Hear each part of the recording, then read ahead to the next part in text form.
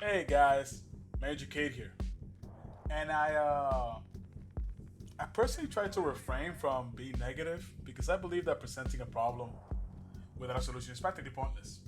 But the thing is that there is a problem in Cold War right now, and I don't have a solution. A little preface as to where I am in Call of Duty right now. I played this game for 48 hours during both the alpha and the first week of the beta, and then I played it for 72 hours straight during the second week. I've finished the campaign. I've dumped about 3 days, probably a little bit more of playtime into multiplayer. But as of right now, I have absolutely no interest in playing this game. And in today's video, I actually want to talk about that and why players are just dropping out of Cold War like flies. But first, if you're new to the channel, make sure to hit the subscribe button. As of right now, we're on the road to 200 subscribers. And now with that out of the way, let's talk about exactly why, after 3 months of this game being out, players are dropping out of Cold War. Let's get into it.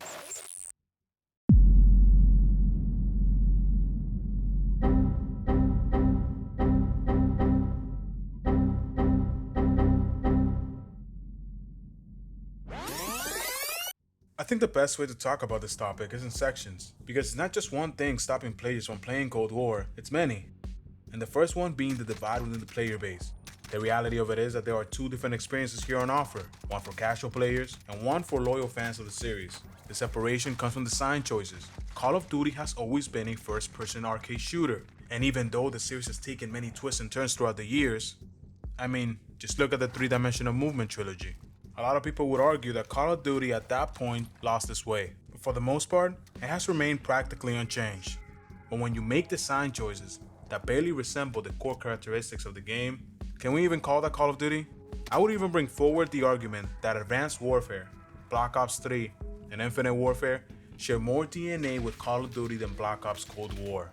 Call of Duty has always been about fast-paced action, 100 health, no teamwork, and compromises within the creator class system, whether it's the Pick 10 system from recent years or the restricted creator class from the golden age. That compromise has always been there.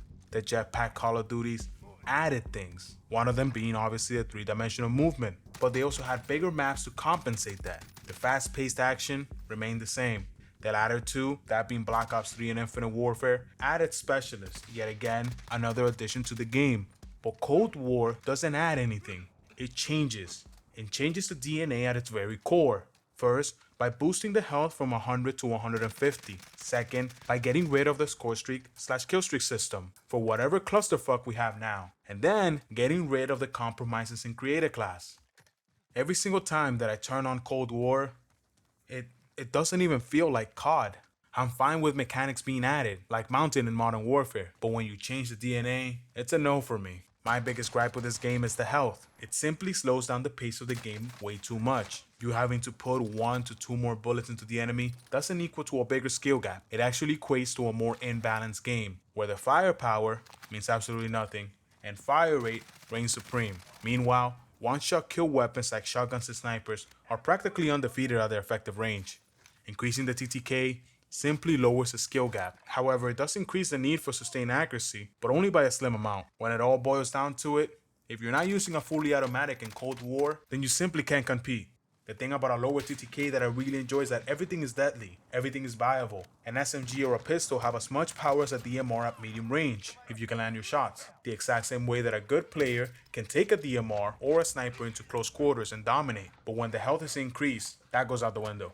Design choices like these cause the player base to immediately take sides. You either hate the 150 health design choice, or you love it, and it's that simple.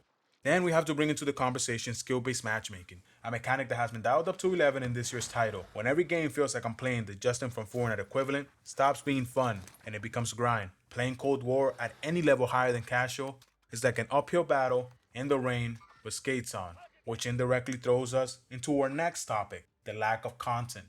By the time this game launched, I was bored of Miami, I was bored of Cartel, and I was bored of Moscow, with Satellite being that only exception because it's actually a pretty good map. But when the other maps on offer are the 4 maps available in the beta, plus 2 maps that were resized from Combined Arms, then there's not much to play here.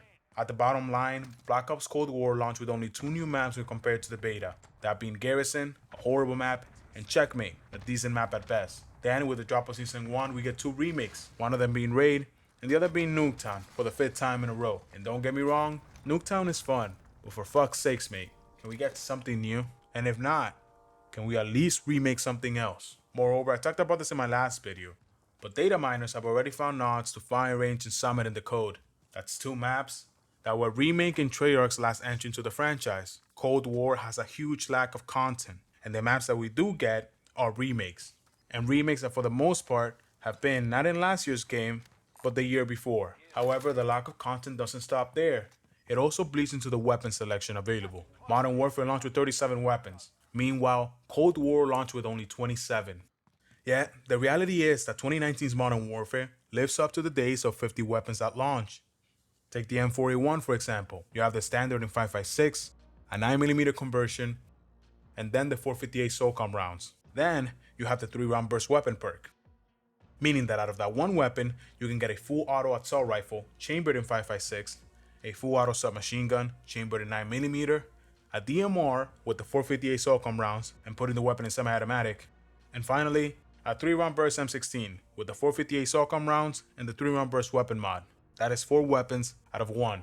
All viable, all of them holding their own depending on the playstyle. But even after Season 1, the weapons that were added, that being the Groza, the MAC-10 and the Street Sweeper, are dead in the water. None of them can compare to the weapons that were already in the game, with the exception of the MAC-10, and that's over in Warzone.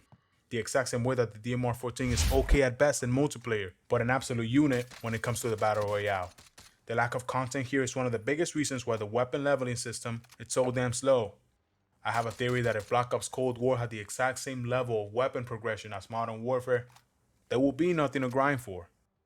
Then you gotta sprinkle some cheaters, bugs, glitches, subpar weapon animations, and bad audio design, and you get Treyarch's latest game. You can blame the pandemic, you can blame developers working from home, but all in all, this game was not ready. Adding maps post-launch, we've seen this since the beginning. Adding weapons post-launch, okay, they might be unbalanced at first, but yeah, we'll take it. Adding kill streaks post-launch that are also broken, damn, what's next? A half-baked campaign?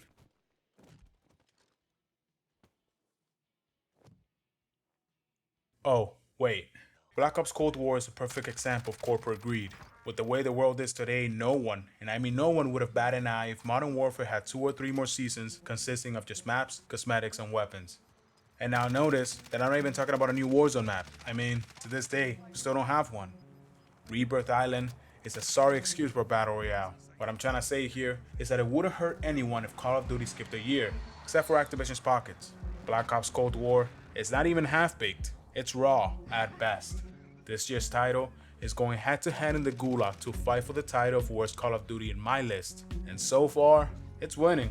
To conclude, Cold War is a shadow, an empty husk of what Call of Duty is supposed to be, sharing as much DNA as the Jetpack trilogy, a passe homage to Treyarch's old glory days that have passed and are now no longer relevant.